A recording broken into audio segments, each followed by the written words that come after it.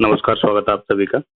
आज हम डिस्कस करेंगे करंट अफेयर्स 23 जून 24 से लेके 29 जून 24 के बीच में जो भी बड़ी घटनाएं, मेजर डेवलपमेंट्स हुए हैं स्टेट, नेशनल या इंटरनेशनल लेवल पे, that all will be discussed in this video and this is really going to be helpful for you if you are preparing for any exam or just have interest in these all news or the events happening on daily basis. So ये week 23 जून से लेके 29 जून के बीच की जो activities हैं उन पे focus है। ओके, तो सबसे पहली न्यूज है हमारी श्रीनगर, जो कि आप सब जानते हो हमारे J&K में पड़ता है। ठीक है, और इस श्रीनगर के अंदर बहुत सारे ऐसे काम होते हैं जो क्राफ्ट से रिलेटेड, हैंड्स क्राफ्ट से रिलेटेड है। आपने पश्मीना शॉल वगैरह के बारे में सुना होगा, और भी कुछ हाथ से बने हुए पत्ते टाइप की कुछ कारीगरी के बारे में सुना होगा।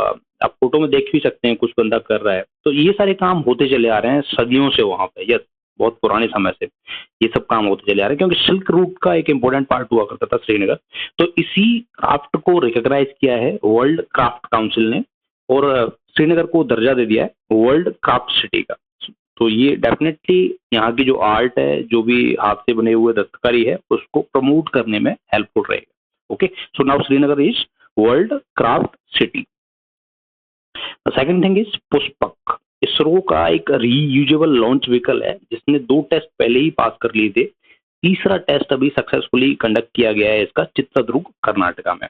तो रीयूजेबल लॉन्च व्हीकल का मतलब है कि पहले जो हमारी व्हीकल्स जाती थी, जो भी सैटेलाइट्स लॉन्च होती थी अंतरिक्ष में, तो उनका एक छोटा सा पोर्शन ही वापस आ पाता था, या फिर आता भी नहीं था, वो डिस्ट्रॉय ही हो जाता था एक तरीके से। मतलब एक बार आपने अगर व्हीकल लॉन्च करी तो वो खत्म है फिर।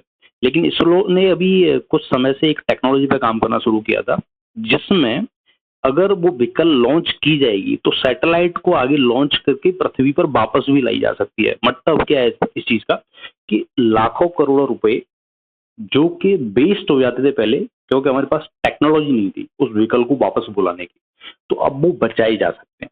तो जो व्हीकल आपकी जाएगी एक सर्टेन दायरे में, जो भी ट्रोपो स्ट्रेटोस्फीयर जो आपकी लेयर्स हैं ऊपर, उसमें उसको लॉन्च कर देगी सैटेलाइट को, और वापस पृथ्वी पर आ जाएगी, जैसे कि आप फोटो में देख सकते हैं। तो इस एक्सपेरिमेंट का, इस व्हीकल का नाम रखा है इसरो ने पुष्पक। ठीक है, पुष्पक विमान के नाम पर आई थिंक।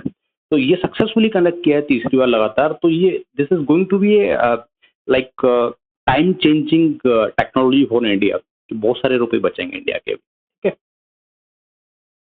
तीसरी बड़ी न्यूज आ रही है हमारी जूलियन असांजे। डेफिनेटली विकीलीक्स के फाउंडर हैं, तो आपने कभी न कभी तो इनका नाम सुना होगा कि ये जेल में हैं, अमेरिका के कुछ सीक्रेट्स इन्होंने लीक कर दिए। तो असल बात यह है कि जब अमेरिका ने इराक के साथ में युद्ध किया था, तो इराक युद्ध के टाइम पे इन्होंने बहुत सारे सीक्रेट्स हैं वो लीक कर दिए थे अमेरिका के। ठीक है, तो उसके तहत इनको काफी दिन तक जेल में रखा गया। ब्रिटेन में, यूके में ये जेल में थे। उसके बाद में क्या होता है, अमेरिकन सरकार के साथ में इनका एक डील साइन हो जाता है, और 5 साल की सजा, एस्पोनेज जो डॉक्यूमेंट्स लीक किए थे उसके तहत इनको 5 साल की सजा दी गई, जिन्होंने की ऑलरेडी ये लंदन में काटी हुई थी। तो उसके तहत इनको भी फ्री कर दिया गया है। ओके, तो जूलियन असांजे now it's a free man, Australia के निवासी हैं। ऑपरेशन अज़्म ए इस्तेहकाम, ये जो ऑपरेशन है ये पाकिस्तान चला रहा है।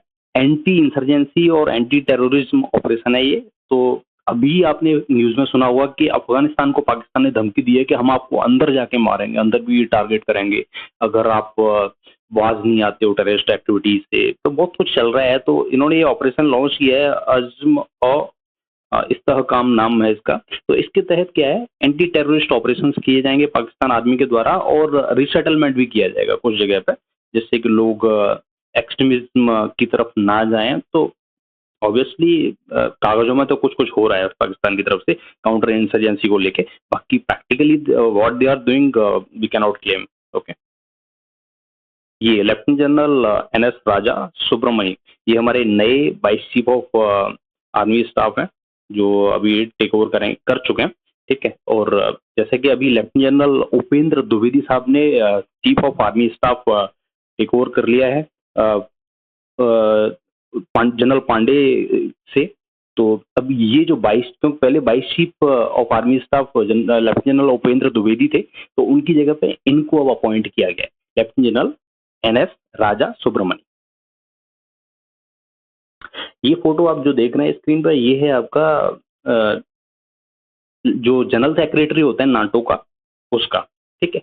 अभी डच प्राइम मिनिस्टर मार्क रूटे, जो कि डच प्राइम मिनिस्टर थे, और ऐसा बताया जाता है कि ये रसिया की पॉलिसीज के बिल्कुल खिलाफ हैं, पुतिन को बिल्कुल भी लाइक नहीं करते, और इनको अब एक म्यूचुअल टॉक के थ्रू, म्यूचुअल बोल सकते हो एग्रीमेंट के थ्रू, डच पीएम है मार्क रूटे, उनको नाटो का सेक्रेटरी जनरल बनाया जा रहा है। तो जनरल सेक्रेटरी बनने के बाद में देखते हैं कैसे स्टेप्स ये लाएंगे। ऑब्वियसली छवि तो जो अब तक रही है इनकी रशिया के खिलाफ वाली ही रही है, तो यूक्रेन को कहीं ना कहीं एक पॉजिटिव एडवांटेज आप सोच सकते हो कि ऐसा नेता अगर वहां पर बैठा हुआ है तो थोड़ा सा फायदा तो होगा ही होगा। लास्ट में ये न्यूज आ रही है डेनमार्क से, वहाँ गवर्नमेंट ने एक डिसीजन लिया है कि जो भी लाइव स्टॉक मतलब जो भी मवेशी हैं, जो भी पशु हैं, उनके ऊपर कार्बन एमिशन टैक्स वो लगाएंगे। जैसे कि वहाँ की जो गाय वगैरह हैं, जो भी मवेशी हैं, वो डिफरेंट टाइप की गैसेज रिलीज करते हैं, तो मीथेन हो गया, कार्बन डाइऑक्साइड हो गया, वट। तो इस सबको देखते हुए डेनमार्क ने ये डिसीजन लिया है historical, this is the first country in this world कि ऐसा जो टैक्स है वो इम्पोज करने वाला है अपने मवेशियों के ऊपर। तो दिस इज कर चुका है ऑलरेडी, ठीक है, तो अभी हो चुका है ये। तो ये डिसीजन मतलब हो चुका है फाइनल, ओके। विद फैक्ट हम जो इफेक्टिव डेट है वो थोड़ा आगे पीछे हो सकती है, but this is the biggest step any country has taken against carbon emission to curb this, okay. So historical decision I will say. So that's all for the this week 23 to 29 June जो major news है वो मैंने cover किया है। I think this is really going to helpful for you if you are preparing for any type of exam. So thanks for watching. Jai Hind.